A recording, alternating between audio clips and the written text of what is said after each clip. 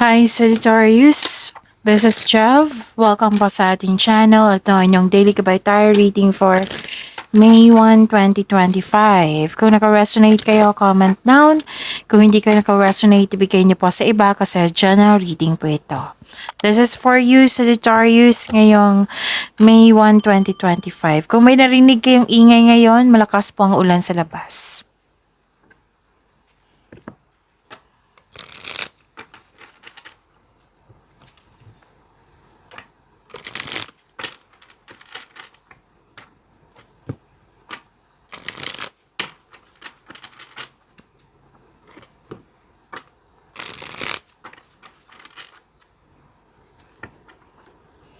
Para po ito sa inyo, Sagittarius, ngayong May 1, 2025.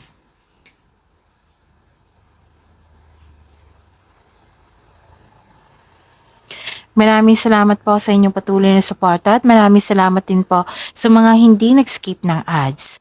Gamitin ng reading na ito bilang gabay lamang sa mga hindi pa nag-subscribe. Subscribe na po kayo at click bell notification para malaman nyo na may bago tayong video. Para sa mga gusto magpa-reading po, may lumabas dyan sa screen nyo ngayon. Panoorin nyo po at sundin ng instruction.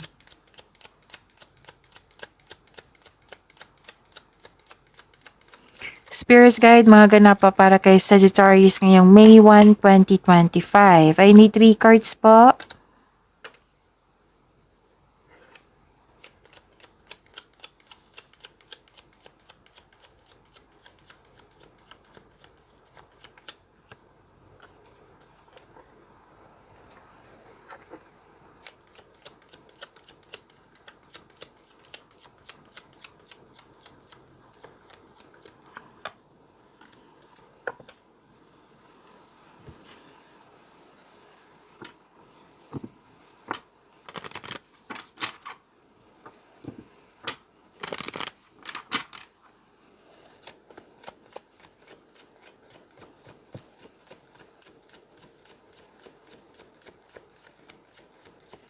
Spirits Guide, mga mensahe pa para kay Sagittarius ngayong May 1, 2025.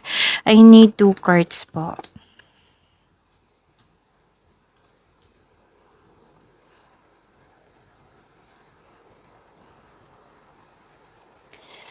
Ngayong May 1, 2025 para sa inyo, Sagittarius. May special event, public event, party, reunion, meeting, togetherness. Oh, wow, good luck and good karma things coming your way. Yung dumating na positive, yung dumating na opportunities is positive, so huwag kayong mag-alala. And wow, this is success. Success. Nakikita ko dito yung happiness nyo po. I-claim nyo po. Ang ganda. At may malaking influence ang isang lalaki sa araw na ito. Sagittarius.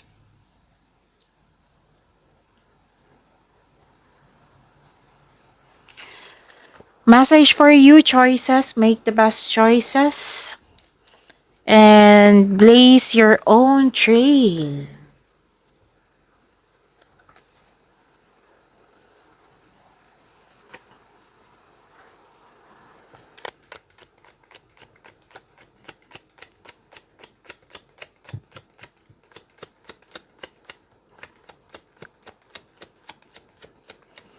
Spirits Guide, ano po yung energy ni Sagittarius ngayong May 1, 2025?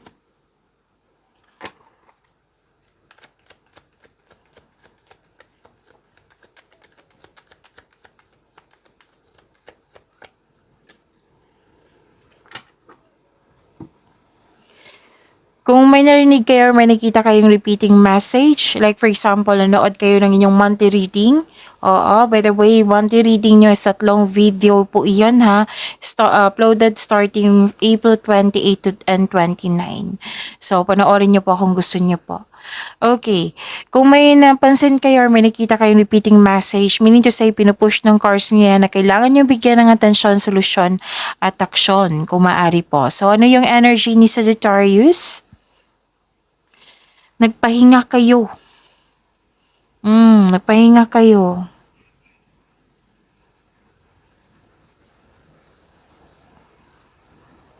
This is rest, pagsisiyasat sa sarili. Nakaramdam ka ng pagod, wala kang pahinga, stress, or nagkaroon ng anxiety. Pwede din na masakit yung pakiramdam mo pero lalaban pa rin. At yun, ang ilan sa inyo nagpahinga para makapag-isip ng mabuti para makapaghanda at magpagaling. So this card asks you to relax, calm your mind, and reflect. Sleep and meditation ay kailangan po. Oh, it might be busy, marami kayong ginagawa dyan. So, kailangan po ng tamang pahinga. Ang pagpahinga po ay nakapagbigay ng increased productivity and a healthier mental state. So, take care of your health, of course.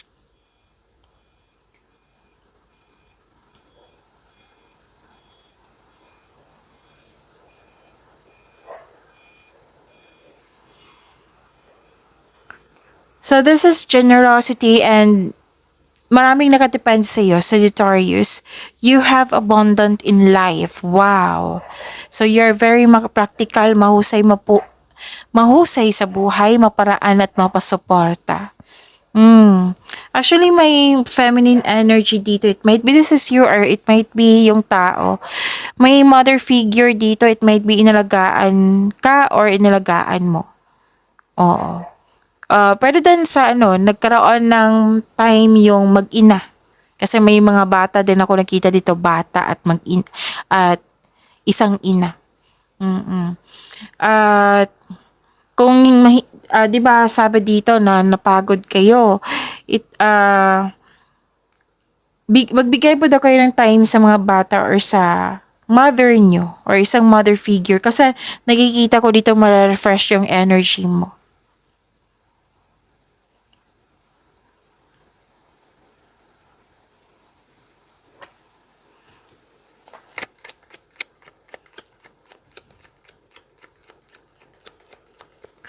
Spirits Guide Career and Money ni Sagittarius ngayong May 1, 2025.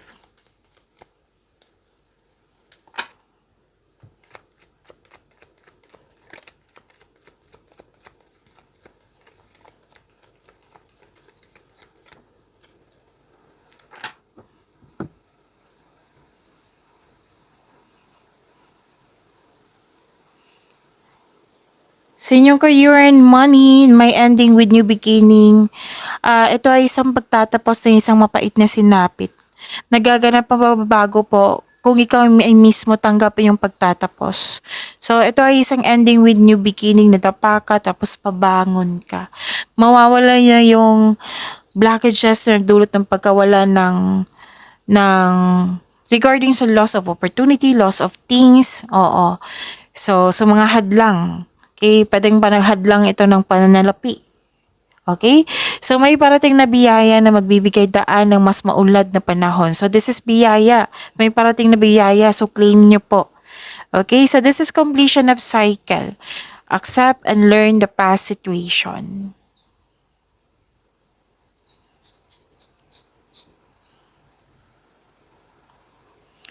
And, ito na.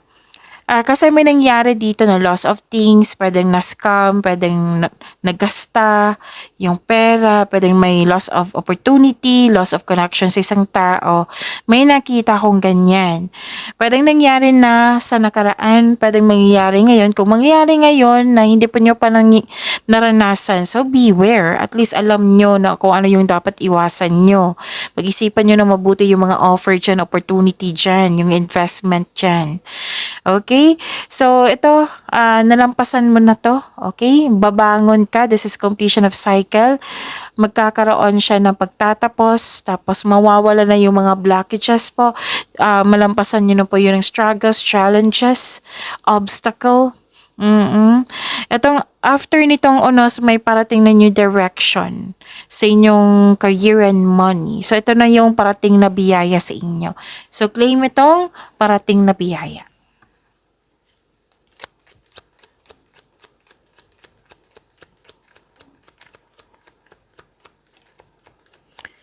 Spirits Guide, Love Life, Self-Love, Partnership, and Romance ni Sagittarius.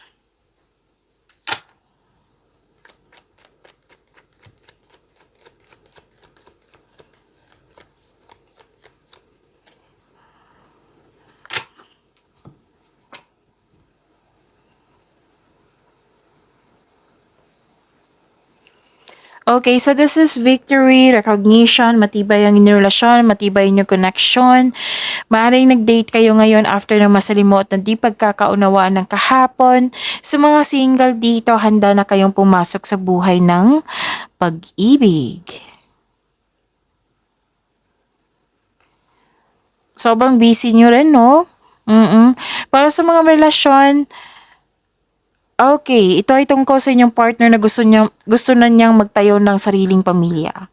Sa mga single po, naging hard worker kayo dahil gusto niyo magkaroon ng secure ang future mo. Sa buhay mag-asawa, sa buhay mag-asawa, naging hard worker kayo dito kasi may target kayo, may project kayo, nagkaroon kayo ng sense of stability.